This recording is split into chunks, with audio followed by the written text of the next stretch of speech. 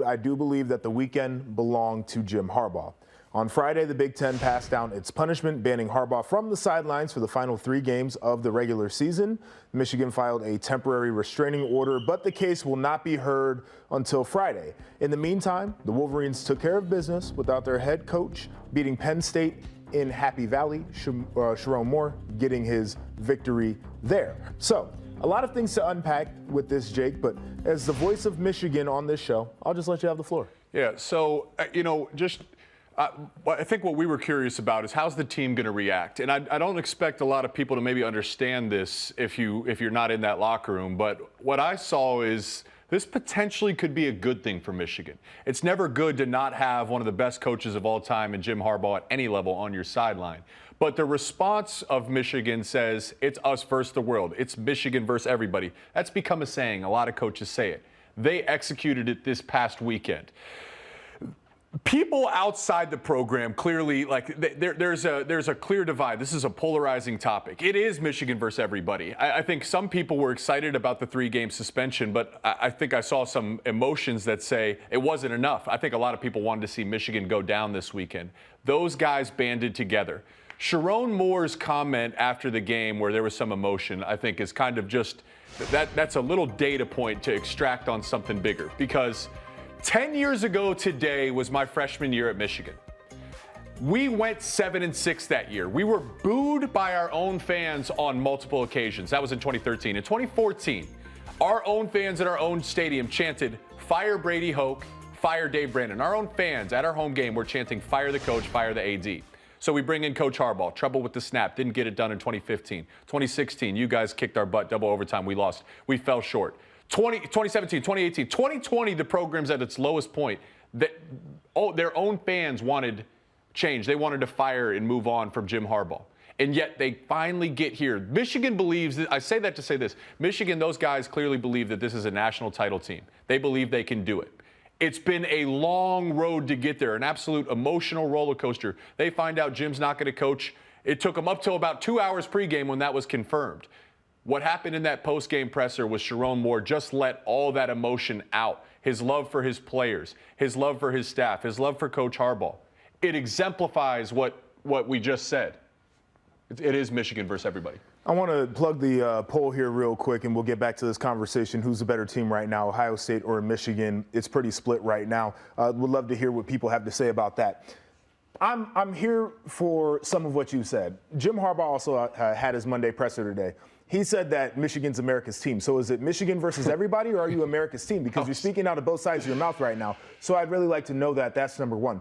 Number two, I would like to take this conversation to a place where we stop calling this a suspension of Jim Harbaugh, because that's not what it actually is. This is effectively a game day ban. He can coach throughout the week. He can create the game plan, and then he just cannot be in the stadium. By the way, he's not a head coach who calls plays on either side of the football. Sharon Moore and Jesse Minter do that. Both of them have done a hell of a job with that. So I understand it's important to have your head coach out there, and it's a big deal for the players not to have him. And they can try to say like they were blindsided, even though we all kind of knew that the punishment was coming. There was likely to be some suspension, and I'm sure that they prepared for that in the back room, because coaches don't do anything without preparing for every doomsday scenario, especially ones that you could see coming.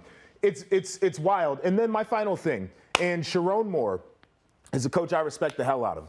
I know this guy. I have talked to him on multiple occasions. I think the world of him.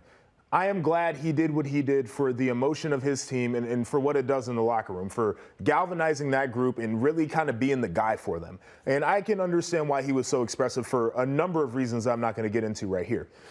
But the whole, we did it for you, Jim. This man ain't in a hospital bed anywhere. This man is not incapacitated. He's not hurt. He is serving a one-day-a-week punishment for something that went on in his program that he did not have control over. And that's perfectly okay. And that's all it has to be. And we don't have to make it any more than that. That is reality, people. So here's the thing.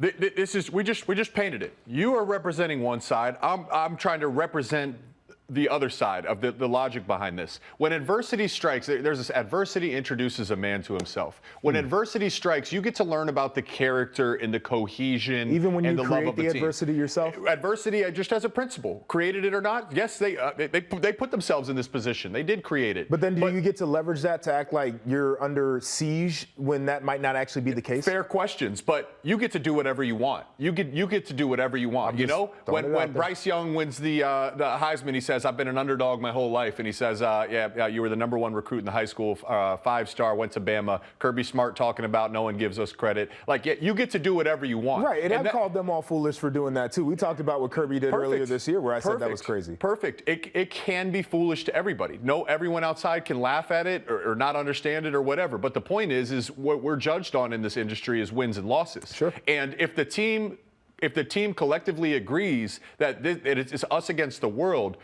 this is going to propel us to higher heights. We can all say whatever we want about it, but how it's affecting their on-field performance. It's bringing them closer together. No, I'm here for that, right? And I think you could have gone through that without the whole, Jim Harbaugh is some pariah or whatever the case is. I just don't think is a real narrative. But I wanted to get to some of your questions. We said that we would involve you in this show. Want to get there. Ken Kenyon asked, do you think this will distract Michigan from what they have to do the next couple of weeks? Jake, I'll open that up to you because you're close to that program. It will be a distraction at some level. It can't not be a distraction. And I was talking to some of the Michigan players just about the whole lead up. And Cornelius Johnson, the veteran receiver, brought up a great point. Depending how distracting it is directly correlated to the maturity of your team.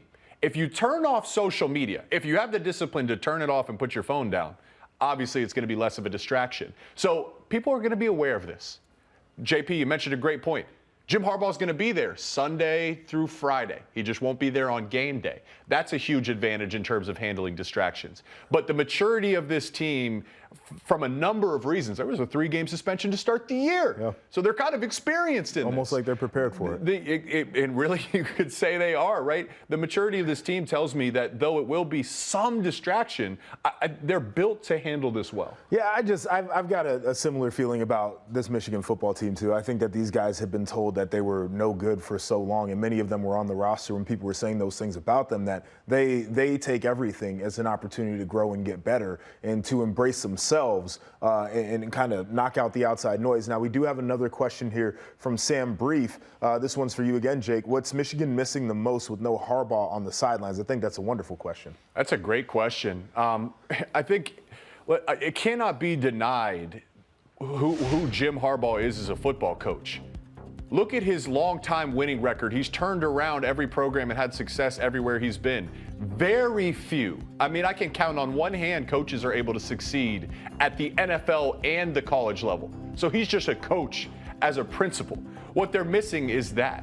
They're missing that presence. You mentioned not every coach has X's and O's. Right. So then what is the value of a coach? Well, it's a number of different things. It's presence, it's leadership, it's game management, it's clock management, it's decision making within the game, it's potential suggesting substitutions. A coach can be the voice of reason above all the on-field action. So what they're missing is all that part for Jim Harbaugh. And part of it is, even though Sharon and Jesse call the plays, that when Sharon had to be reminded to put his headset on this past game. Hey, man, you're still the head coach. He's going to do what he does, which is talk to the O-line, to the offense, and say, hey, coach, man, we have to help. We need to hear what you're suggesting when we're on defense, right? So You're missing that